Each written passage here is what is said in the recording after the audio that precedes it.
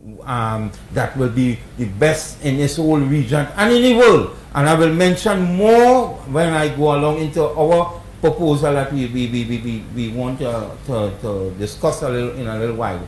But I want to be able to cut it short a little more, because you know the media sometimes just give you short period of thing, and people will have to go on our page to get more information. So what I'm saying, continue reading and let us try to get this over, because we want to go into bigger areas in this news conference today.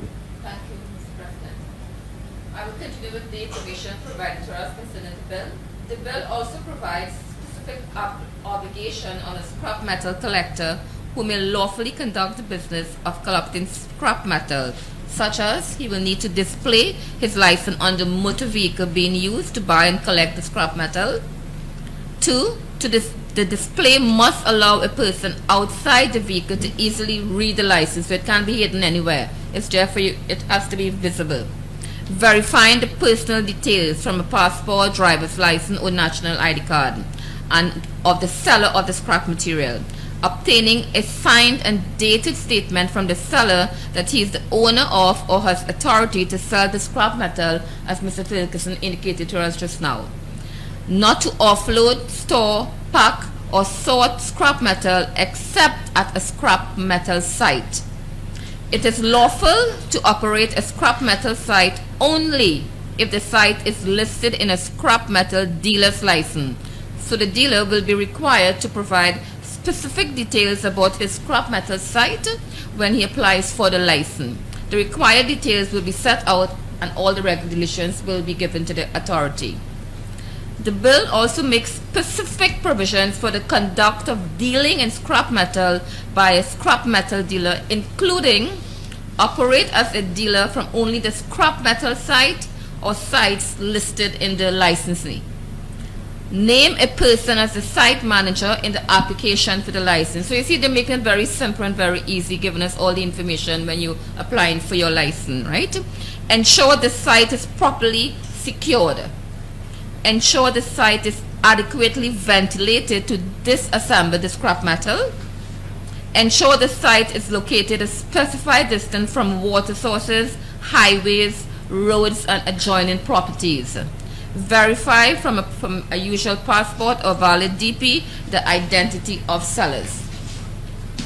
Ensure compliance with the Occupational Safety and Health Act, and this is very important to each and every one of us to follow this. Ensure compliance with the Occupational Safety and Health Act, and inspection and approval by the Trinidad and Tobago Police Service and the ministry responsible for the environment and water resources. You must okay. So you'll understand, and which we agree on all these things that you mentioned. As a long time and years ago and just recently, people was just able to listen to me, take a container and carry it anyway and pack it and pull it. And some of that would have been causing a lot of issues and problems for our organization, because this is the avenue for people to bring stolen stuff and put it into the container.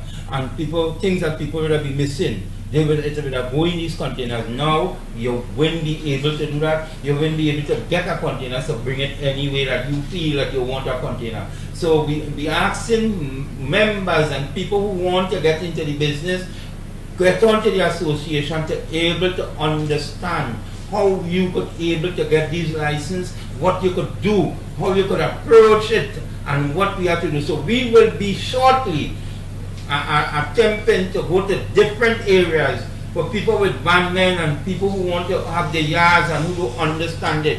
We will choose about 4 different areas in Trinidad to go to start to register people and try to get people to have the documents in the correct way. So we want Trinidad and Tobago to know.